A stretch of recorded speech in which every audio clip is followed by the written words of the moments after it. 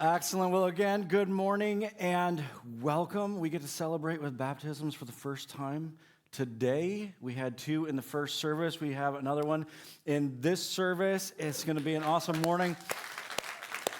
We're still figuring out. It actually went well. We didn't know. We decided not to try to put it on the stage. We put it down here, and it was pretty cool how that went. We're still learning the space. It's not as cold in here as it was a little while ago, but some of you walked in, you're like, did they build a walk-in refrigerator? Like, is that what this is? And we're still trying to figure that out, and some of our sensors aren't working the way they're supposed to, but we'll get there. I want to encourage you, make sure that you are praying about September 17th grand opening. Make sure that you are investing in, inviting, sharing your story with 3 people who can be there with you on that day. You can bring them ahead of time, but make sure that we come together on the 17th. Last week, we began a conversation that I want to continue because I've been hearing this phrase, and we addressed it last week, but I want to build on it because I've been hearing this phrase, the new church. We're going to the new church. We've got a new, and last week, we talked about significance that the building is not a church. This is not a church. People are the church. And we built on that and looked at the core values, or those things that have guided us for the last 15 years, that if we're going to continue to be the same church, not a new church, but the same church inside of a new space, then we have to make sure that we're still committed to those core values. We have to call ourselves back to what has navigated us, what has helped us to be able to follow him, pursue him, what has helped us to be able to accomplish the mission that he has given us so well. And last week we walked through the first 3 of those values. Today I want to walk through the next 3, because here at Hope and Grace we have 6 core values that really they've guided us as we have worked to accomplish this mission. Again, same church, same mission. Hoboken Grace exists to okay. It's not that cold, okay? All right, Hoboken Grace exists to? It helps when it's on the screen next to me, doesn't it? But we know what our mission is, and then we've been guided by these core values. Last week we walked through grace and the significance of grace. It comes first. These core values are actually in order. We talked about incarnation, that we're becoming one of our community. We're not trying to escape our community. We're engaging our community. And we talked about being sent, that this is your task, to reconcile people to him. There's no question about what our task is. There's no question about what it is that we've been called to do. This is our task. And then I want to build on that today, because especially this next one, it can be really easy to lose this as we move into a space like this. The next core value is this: multiplication. From the moment we're brought into God's family, we are called to multiply. We take what we've experienced, however great or small, and transfer that to another. Discipleship starts at salvation. When we talk about discipleship, we're not talking about our own discipleship. We're talking about making disciples. From the moment we step into a relationship with Jesus, God says, okay, I want for you to multiply.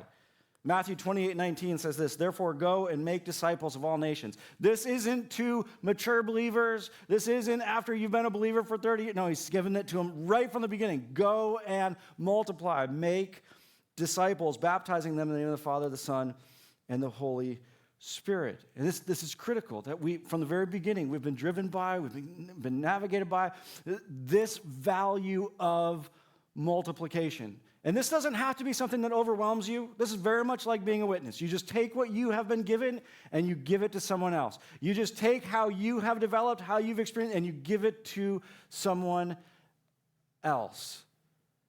One of the phrases that I love is this phrase: God likes rivers, not dams. In other words, the salvation that we have received is not for us to hoard, but for us to give to someone else. And he wants for it to flow through us. No matter what it is that he gives us, he wants for it to flow through us to be able to love and impact and benefit the world around us. And that includes how we serve. And so it's critical that we're constantly looking at, okay, how do I multiply? How do I bring someone else into it, whether it's an initial relationship with Jesus or serving or inside a community? How do I multiply. And this is critical for every position. If you're a staff member, you should be multiplying, working to multiply. Who's my apprentice? If you're a leader, multiply. If you serve, multiply. This isn't just for leaders. You're serving on the greeters team. Invite someone to be a greeter with you. I love it. I've watched this for years with my wife. My wife is amazing at this. My wife has an incredible ability to recruit you to a team without you realizing you've been recruited to a team. A lot of you know what I'm talking about because you're part of her team. And you didn't know that you joined a team. You just thought you were coming to hang out. And then you ended up being given a position, and this is what you're supposed to do. And but she's been from the time that she started serving, she was so good at this. And some of you may not know this. My sister actually led my wife to Christ. And then my wife came to know Christ and led the rest of their friends to Christ. And that's just how it worked, because she's so good at just inviting people into what it is that God's doing, inviting people into how it is that she's experiencing God. I remember when she first came to know Christ, we were planning a church at the time, and she was the head of our 2-year-old room. And at that time, our church was pretty small. This was a church that my dad and I had planted before Hoboken Grace. And the kids' team was struggling to be able to find people to be able to serve. And she took over the 2s room, and all of a sudden there were 8 or 9 volunteers in that room.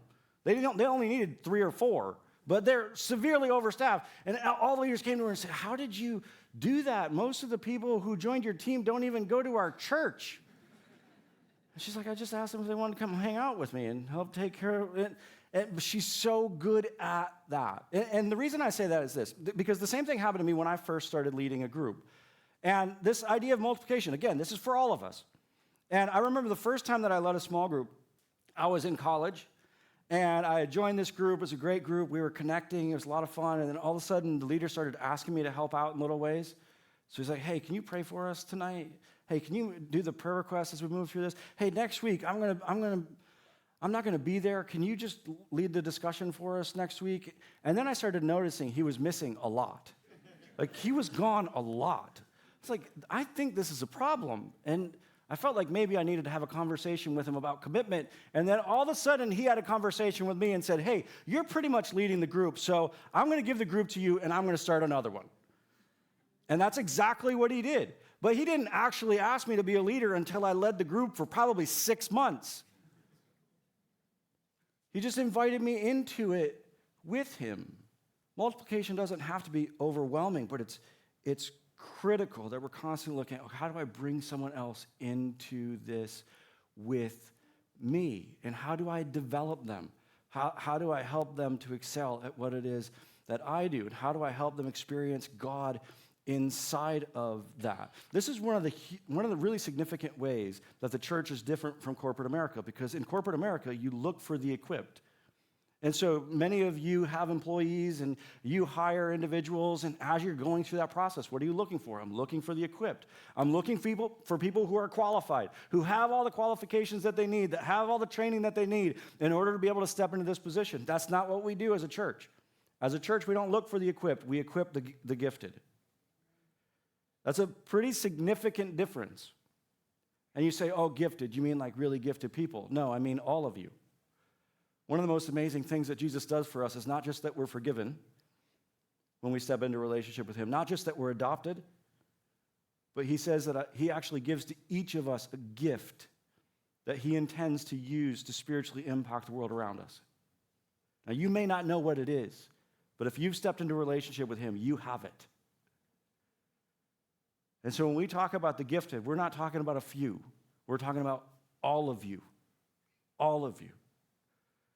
And what we're working to do as a church family is to be able to come alongside of each other and be able to help each other. Okay, how do you discover that gift? How do we equip people to use that gift to be part of God's story in a significant way? We don't look for the equipped, we equip the gifted. This is one of the really interesting things about Hoboken Grace. Something that a lot of people don't necessarily know is that when you look at our staff here at Hoboken Grace, we've actually only ever hired one person who worked for a church before. Every single person on our staff, except for Tony, who shared that story, And the interesting thing about Tony is that Tony actually started in production here at Hoboken Grace, went to work for another church, and then came back because, well, that makes sense.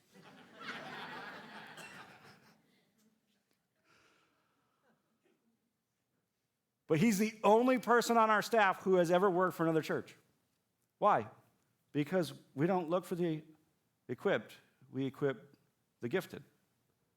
And that's what we've been doing for years and years and years, and God has continued to raise up leaders inside of our community to be able to step into what it is that he's called us to do and how he wants for us to impact the world around us. It's critical that we continue to hold on to this core value of multiplication. Now, the interesting thing about multiplication is that it's oftentimes at odds with the next two core values.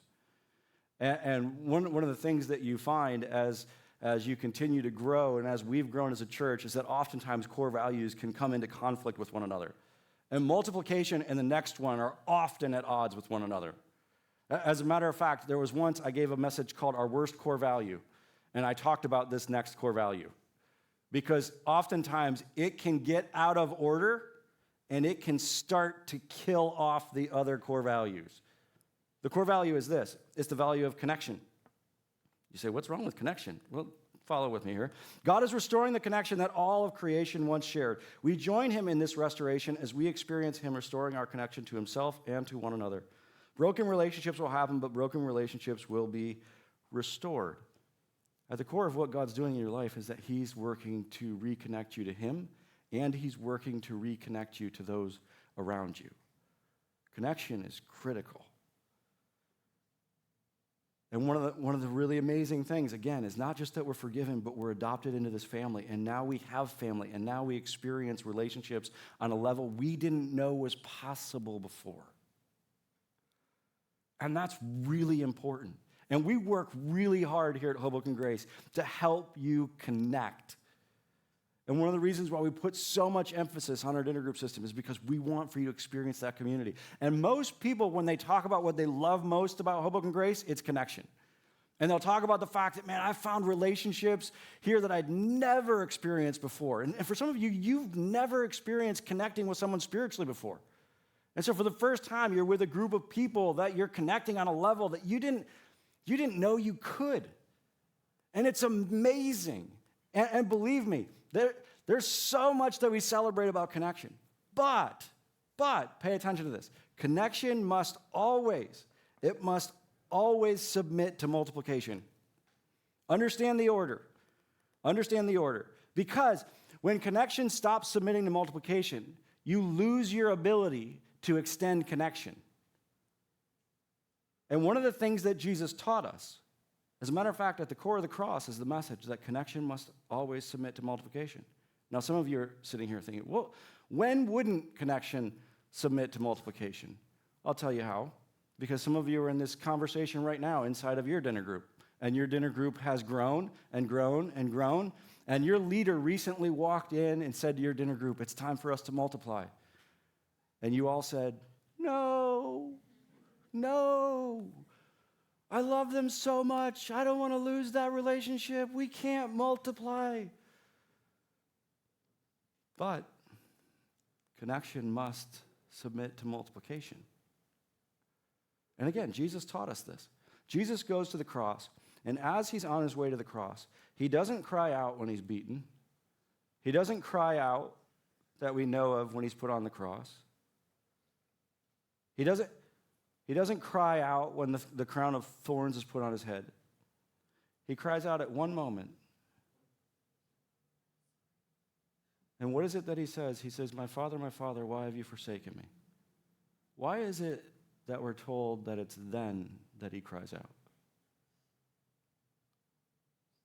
Well, it's because the most painful part of the cross for Jesus wasn't the beatings, it wasn't the cross itself.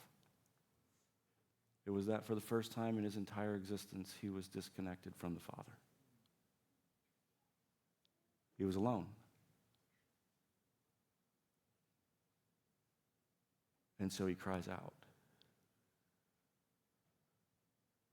But don't miss this. Jesus sacrificed that connection. Why? Because he wanted you. for the purpose of multiplication.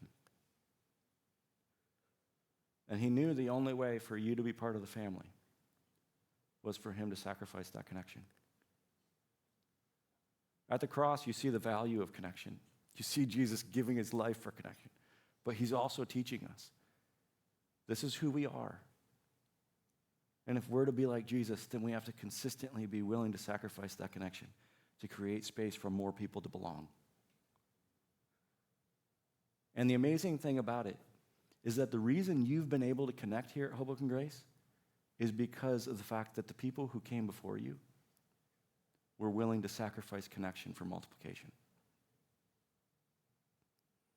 And they multiplied that group to be able to create space for you to belong. And as we move through this next month, it's going to be critical that we hold tightly to this core value. Because some of you are here, and the people around you have been talking to you about either your group multiplying or you actually stepping in to lead a new group. And you've said to yourself, I'm not equipped. Well, no, we understand. We don't look for people who have all the answers. We don't look for people who have a ton of experience. They've got it all together. No, we don't look for the equipped. We equip the gifted. And here's the thing. The people around you have identified that you are gifted in this way, that God can use you in this way. But you have to be willing to step in and say, no, I'm going to sacrifice connection for the purpose of multiplication, so that we can create more space for people to belong, so that we can launch those new groups. If your leader's been talking to you about that and you're hesitating, I want to encourage you, lean in. Lean in. One of the most amazing things is when you see God using you to create space for others to be part of the family. Lean in. Don't hesitate. Let our team know, I want to be part of doing that. I want to be part of launching a new group. It's critical that multiplication submits to connection. And then finally, our last core value is this, reflection. People will judge our God by the way in which we present him. We serve an incredibly powerful, loving, gracious God. But if we present him carelessly, he will be perceived as worthless. If, however, we present him with excellence, relevance, and creativity, we will reflect his incredible attributes to the world around us. Titus 2:7 says this. It says, and you yourself must be an example to them by doing good works of every kind. Let everything you do reflect the integrity and seriousness of your teaching. In this moment, Paul's writing to his apprentice, and he's talking to him about how he handles himself. And he teaches him this incredible principle. Listen, everything you do communicates. He says, let everything you do reflect the integrity and seriousness of your teaching. He says, everything you do communicates something about what it is that you're communicating about Jesus. And so for us, this is our least old, that's a weird way to say it. This is our newest core value. In other words, it wasn't part of the original group, but we actually found this core value because this core value has impacted your life way more than you think. Because we found this core value as a staff when, as a staff, we were reading through Steve Jobs' biography together. And this is one of the 3 core values of Apple. And we actually stole it from them. And I'm telling you, you have no idea how this has impacted your life. Because Apple realized something. They realized that everything they did communicated. It wasn't just their marketing that communicated. It wasn't just their product that communicated. But specifically, they realized our packaging communicates. And so they decided, listen, the way that we package a product is as important, if not more important, than the product itself. Because if we package it poorly, people will think it's a poor product. But if we package it well, people will think it's an excellent product. And so they began to put all sorts of time into how they package things. You know this. Most of you've experienced it, unless you're one of the people who shows up with a green bubble, but we won't talk about that.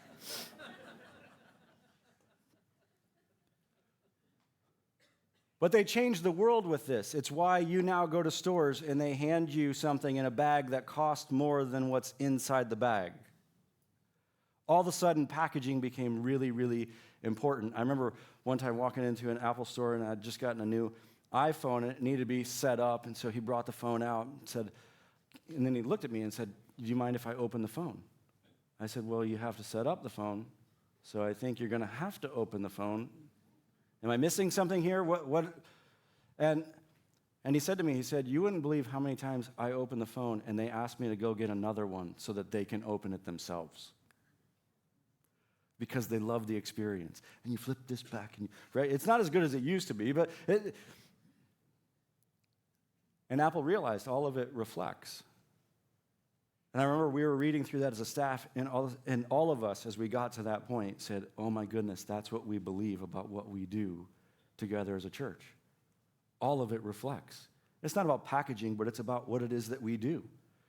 And sometimes people will walk into Hoboken Grace and say, "I can't believe how much you pay attention to the details." Yeah, all of it reflects. And here's the thing. It doesn't matter how much attention we put into the details. We can't even come close to reflecting how great he is. But we want to do our best. And we want to make sure that God gets our best, not our leftovers. And we want the world to see that we value him that way. We want to make sure that he gets the best of who we are, that he gets the best of our giftedness, that he gets the best of our talent. We want to reflect that as best as we possibly can, his value and the value of his message to the world around us. And so we value reflection. Now, again, this is one of those core values that conflicts with other core values, because if you value multiplication, it's difficult to value reflection. And sometimes if you're valuing multiplication, it means that you're going to have someone on stage who's still learning. And sometimes it means that you're going to have someone greeting who's still learning, because we value multiplication. One of the things that's really exciting is that in our student ministry, in Vibe, we're working towards having a live band. And there's been this group of teenagers who've been getting together, and they've been practicing for a year now. And they're working at developing both as singers and instrumentalists. Some of them are on stage. You see a couple of them serving on Sundays as well. But they've been pouring time into this and working to be able to develop this band. And I remember a couple of weeks ago, we actually brought them together because we were going to decide, okay, are they actually where they need to be in order to lead inside of Vibe, and will that work out? And it was a kind of an interesting experience, because I walked in and the leaders were there and the kids were there, and we're like, okay, we're going to have them work through a couple songs, and we'll see kind of where they are and if we think they're ready. And they got up on stage and they started to play, and all the leaders started crying. I was the only one not crying. I was like, okay, so I have to be the objective one here? Seriously? I get that role? That's not cool. But it's amazing, as we walk through it, we realize, okay, it's going to be tough for them to be every week, so it's going to be maybe once a month. Is the Vibe band as good as our band up here? No. But we value multiplication. And so we want for them to be developing that gift and building into it. And how do we do that really well? And so we realize that reflection is important, but again, it has to submit to multiplication. It has to submit to grace. And so when we see something or an area of growth, we don't judge. We don't form an opinion, talk to others about it. No, we act in grace. And we cheer for and encourage each other to be able to get better in what it is that we do and reflect better who he is and what he's done for us. As we move into this space, we are not a new church. It's a new location, but we are not a new church. It's the same church. It's the same mission, guided by the same values in order to be able to impact the world around us. And as we move through this month, I want to challenge you. When you look at these 6 values, so you look at grace, and you look at incarnation, you look at being sent, and we talk through multiplication and connection and reflection. I want to ask you, which one do you need to lean into? Which one, as we prepare for our grand opening and we're trying to get things ready in the space, this is a time not just to get things ready in the space, but to get things ready in our space. Which one do you need to lean into? Maybe it's grace. Maybe you have begun to form opinions of those around you instead of cheering for them. And maybe it's incarnation. Maybe you've come to the point where everybody you know is in this room.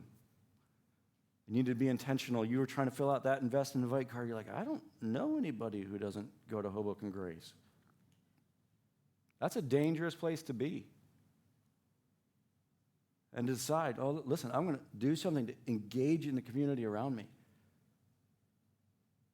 Or maybe it's being sent. As we come into next week, we're launching a new series called True Story, and we're going to be walking through the truth of what Jesus has done for us, but also specifically looking at, okay, how do we share that with others? How do I share my story well? And what has God taught us about what it means to be a witness? And so maybe you need to lean into that. And you have those relationships, but actually sharing them with others you're struggling with. Or maybe it's multiplication and deciding, listen, I'm going to invite someone to be part of this with me. Maybe it's connection. Maybe you're watching online, or maybe you're watching in the dark in the theater so you can be anonymous. But you've bought into the idea that you can do this alone. It doesn't work that way. I need to lean into connection, or maybe it's reflection. And you've been serving, but you give God the leftovers, not the best. What is it that you need to lean into as we move through this next month, as we prepare for the grand opening? Where is it that you need to grow? Listen to me. You matter to this mission. You matter to this mission. And hopefully you're all already on a team. If you're not on a team, I don't understand. I don't know what else we could do, to be honest with you. And it's funny, some of you 2 weeks ago, you went through and you filled out the card and you turned in the card and then you didn't join the team. I'm like, what? But for some of you, maybe the step that you need to take is that you actually get connected to the team. Don't miss it. Don't just watch the miracle happen. Be part of God using you in that way. And then where is it that you need to lean in the way that you serve, or the way that you're engaging the world around you? We can only do what God's called us to do together. And the degree to which God is going to use us to impact this community is the degree to which we do it together. And I'll be honest with you, as a pastor, when I first became a pastor, I hated that. Because I wanted to be able to do it on my own. I wanted for it to just be dependent on, I wanted to be able to just push harder myself. I didn't want it to depend on other people engaging. But that's drastically changed for me.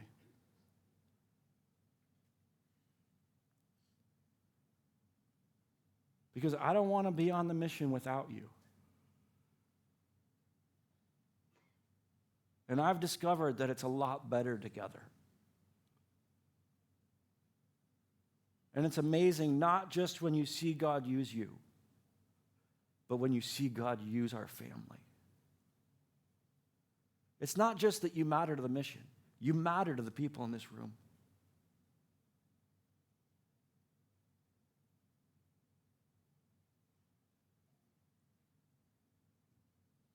And the degree to which God will use us to impact this community is the degree to which we do it together. In which all of us say, no. I'm going to give my life to serve the one who loves me most. It's not a new church. It's the same church. I can't wait to see what God has in store. Not just for our staff, I can't wait to see what God has in store for you as you lean in to who it is that he's called for us to be. Will you pray with me? Father,